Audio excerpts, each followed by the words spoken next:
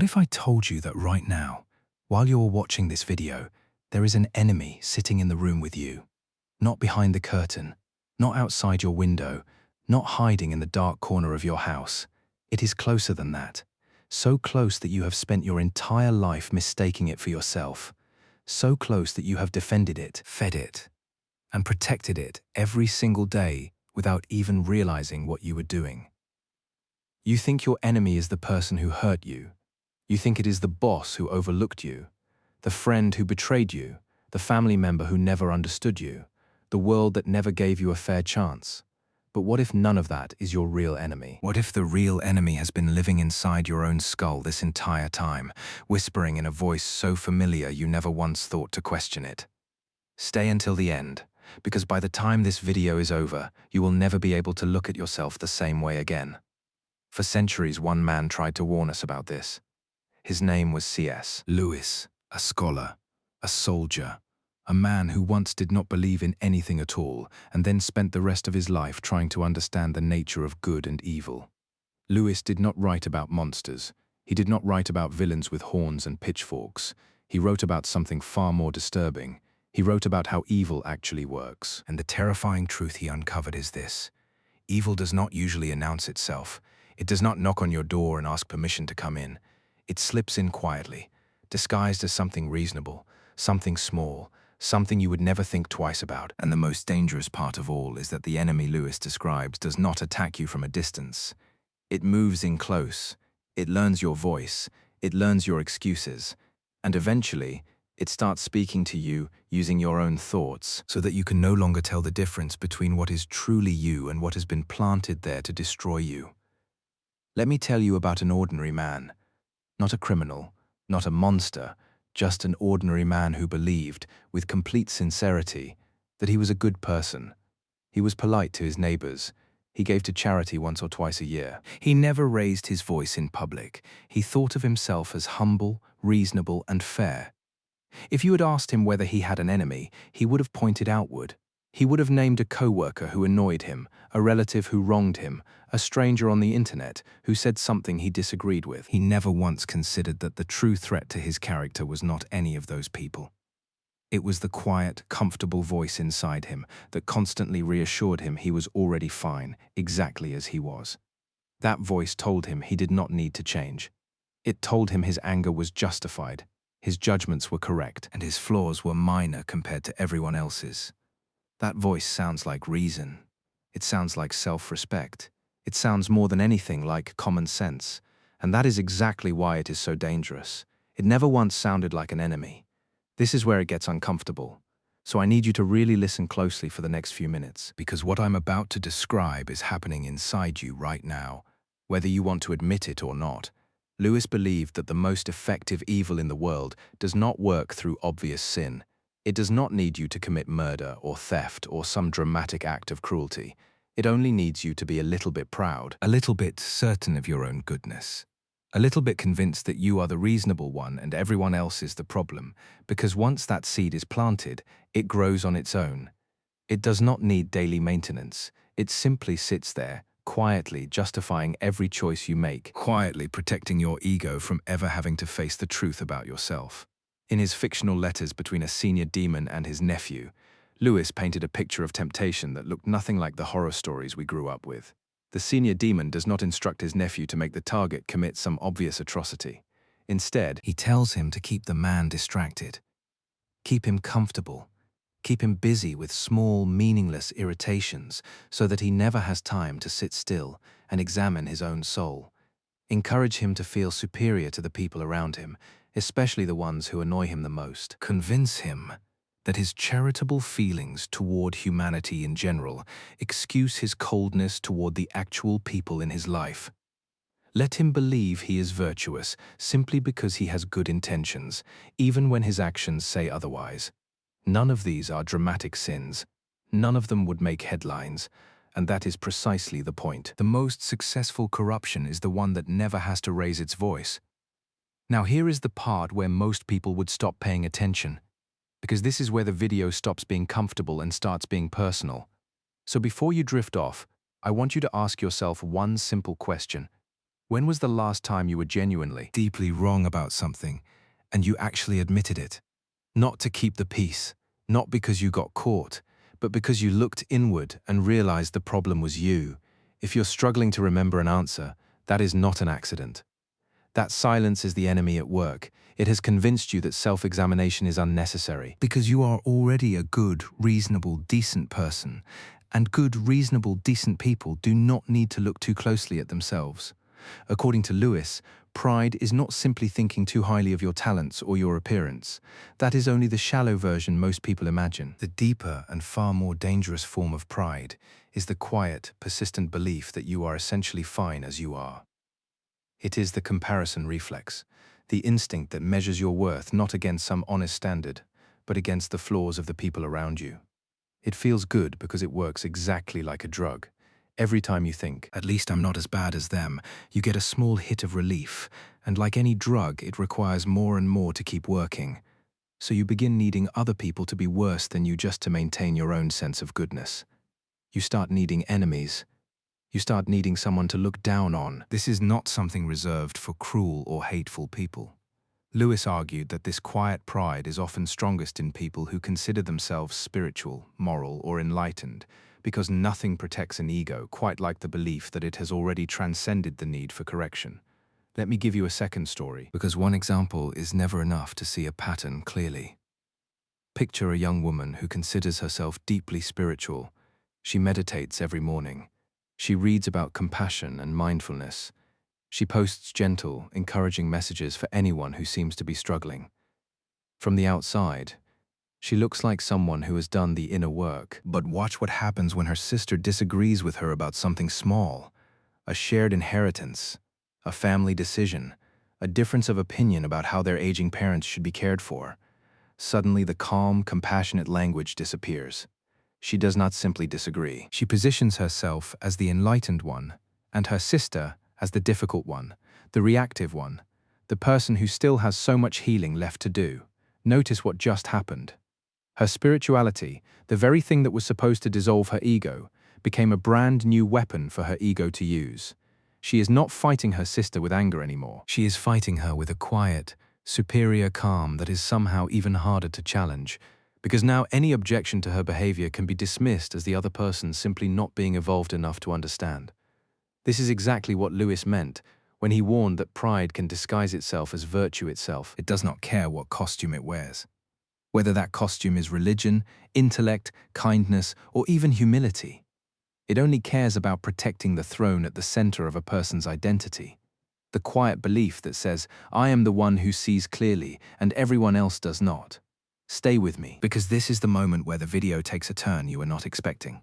If you have ever felt a flash of secret satisfaction when someone you dislike fails, if you have ever quietly enjoyed being the only calm person in a room full of people you consider irrational, if you have ever explained away your own bad behavior as understandable while judging the exact same behavior in someone else as unforgivable, that is not a personality quirk. That is the enemy Lewis warned about, alive and active, operating exactly as it is designed to operate. It does not want you to notice it. It wants you to mistake it for your personality, your standards, your sense of justice. The moment you start calling it who you are, it has already won, because now you will defend it as fiercely as you would defend your own life. Think about how this plays out in ordinary daily existence, far away from any philosophy book. You get into an argument with someone you love, and even as the words are leaving your mouth, some quiet part of you knows you are exaggerating, twisting their intentions, punishing them for something unrelated. But you keep going anyway, because stopping would mean admitting you were the one who escalated things. You scroll through your phone and see someone with a life that looks better than yours. And instead of simple admiration, something colder rises in your chest, a need to find a flaw in them, a reason their success does not really count. You make a mistake at work, and your first instinct is not to examine what you did wrong, but to think of every external factor that made it not really your fault. None of these moments feel evil while they are happening. They feel completely justified. That is the entire mechanism. The enemy does not need you to feel evil. It only needs you to feel right. Consider how this same pattern shows up in the way people argue online, because this might be the clearest modern example of everything we have been discussing. Someone posts an opinion you disagree with. Within seconds, you have already decided they are foolish, dangerous, or morally lacking. You do not pause to consider that they might have reached their position through experiences you know nothing about. You do not wonder whether you might be missing something.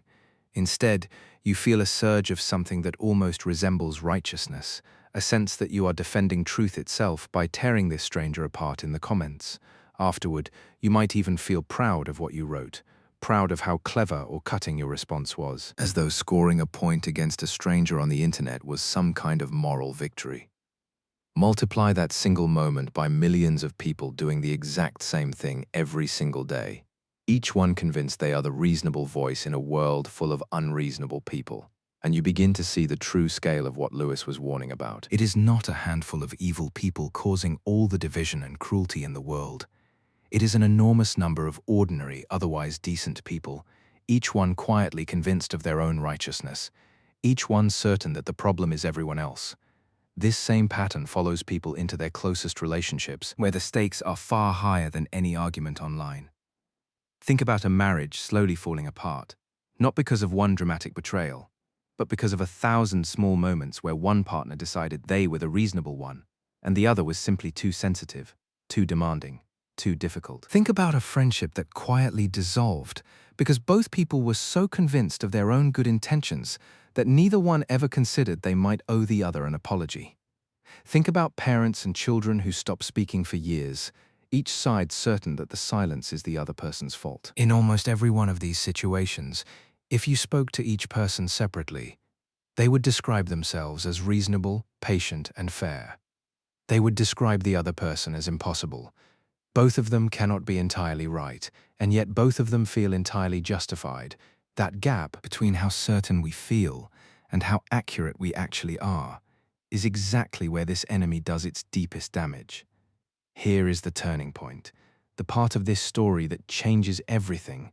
So do not look away now, because this is exactly the moment most people would rather skip past. If this quiet, self-justifying voice is the true enemy Lewis was pointing to, then the terrifying truth is that you cannot defeat it by fighting other people.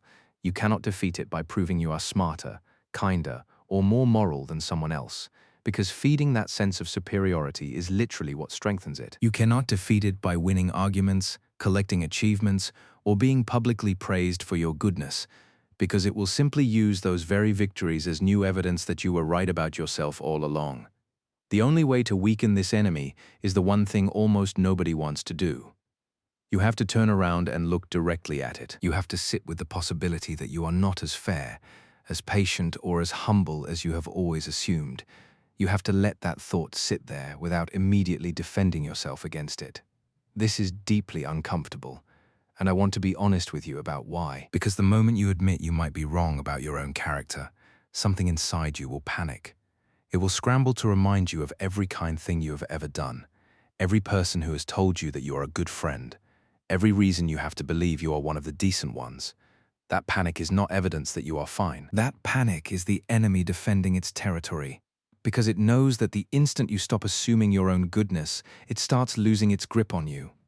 Let me tell you about a third person, because it is important that this story does not end only in warning. There was a man who spent years exactly like the ones described so far, quick to judge, quick to compare, always certain that his frustrations with other people were completely reasonable.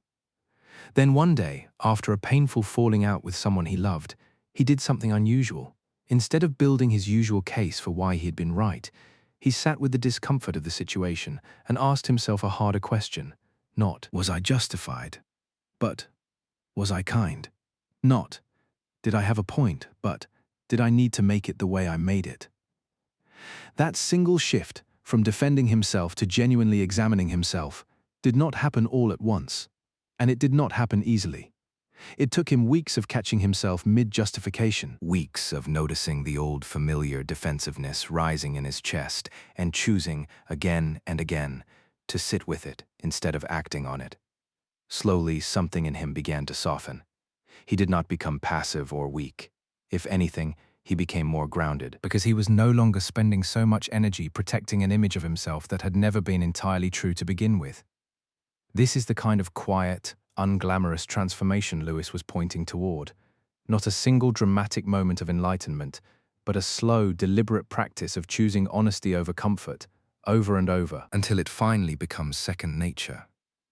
Lewis believed that real transformation begins the moment a person stops comparing themselves to other people and starts comparing themselves to what they actually could be. Not some impossible fantasy of perfection, but an honest, unflinching look at the small ways they justify cruelty, laziness, jealousy, and self-interest every single day, and call it being realistic. He believed that humility is not thinking less of yourself. It is thinking of yourself less, and thinking more clearly about everyone else.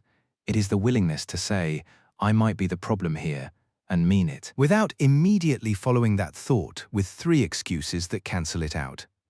If you have made it this far into the video without turning it off, some part of you already knows this applies to you. That is not an insult. It applies to every single person watching this, including the person who wrote these words.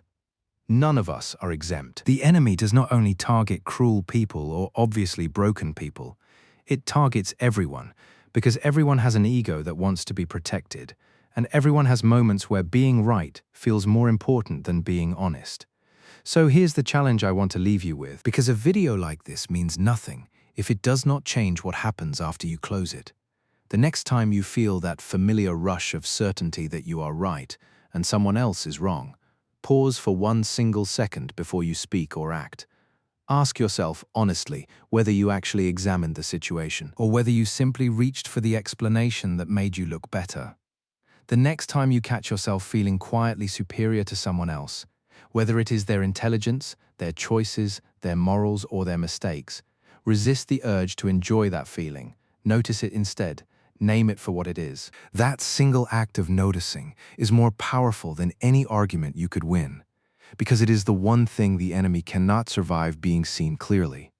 Before we go further, I want to give you something practical, because awareness without action changes nothing. There are 3 small signals you can watch for in your own mind. 3 warning lights that tell you this enemy is active in a given moment. The first signal is the feeling of needing to be seen as right, more than needing to understand what actually happened. If you notice yourself rehearsing your argument instead of listening to the other person, that is the first light turning on. The second signal is comparison. That quiet inner scorekeeping where you measure your worth against someone else's flaws instead of against your own honest standard. If you catch yourself thinking, at least I'm not like them, pause right there, because that thought has never once made anyone a better person. It has only ever made them more comfortable staying exactly as they are. The third signal is defensiveness that arrives before understanding. The instinct to explain yourself, justify yourself, or protect your image the instant someone questions you before you have even fully considered whether they might be right. These 3 signals will not disappear because you have heard them named in a video. They will keep showing up for the rest of your life. The difference between someone who is ruled by this enemy and someone who is slowly gaining freedom from it is not the absence of these signals. It is the growing ability to notice them the moment they appear, and to choose a different response anyway. This is not about becoming a doormat, and it is not about hating yourself or tearing yourself down. Lewis was very clear that false humility, the kind that constantly announces how terrible and unworthy you are, is just pride wearing a different mask. It is still all about you, still centered entirely on your own image, just from the opposite direction. Real humility is quieter than that. It does not need an audience. It simply means being willing to see the truth about yourself even when nobody else is watching, and choosing to act rightly anyway, not because it makes you look good, but because it is right. The world spends so much energy searching for enemies outside of itself. Nations blame other nations, communities blame other communities, individuals blame their parents, their circumstances, their bad luck, the people who wronged them. And to be clear, real harm from real people is absolutely part of life. And this video is not asking you to excuse those who have genuinely hurt you. But Lewis's deeper warning was about something underneath all of that. He was warning us that the easiest enemy to defeat is always the one standing far away from us, because fighting it requires nothing from us personally. the hardest enemy to defeat, and the only one that can truly destroy a person from the inside out, is the one that has learned to speak in our own voice, using our own logic, protecting our own comfort, one small justification at a time. If this video made you uncomfortable, that discomfort is not a sign that something went wrong. It is a sign that something finally got through. Most people will watch a video like this, feel a brief flicker of recognition, and then return to their lives completely unchanged, already explaining to themselves why this message applies to everyone except them. Do not be that person. You already know somewhere in the quiet part of your mind exactly which moments this video was describing. You know the arguments you replay in your head to prove you were right. You know the comparisons you make to feel better about yourself. You know the small cruelties you justify because you decided, somewhere along the way, that you had earned the right to stop questioning your own behavior. The enemy is not closer than you ever imagined because it is hiding somewhere clever. It is closer than you ever imagined because it has been standing exactly where you are standing this entire time, wearing your face, speaking with your voice, convincing you that the real danger is always somewhere else. The moment you stop looking outward for something to blame and start looking inward with honest eyes, is the moment that voice finally starts to lose its power over you. That is not a comfortable ending. It is not the kind of ending that lets you close this video and forget about it in 5 minutes. It is meant to stay with you, to sit quietly in the back of your mind the next time you feel that familiar pull of certainty, superiority or self-justification rising in your chest, because now you know what that feeling actually is, and knowing is the first step that no enemy, however close, can ever take away from you again.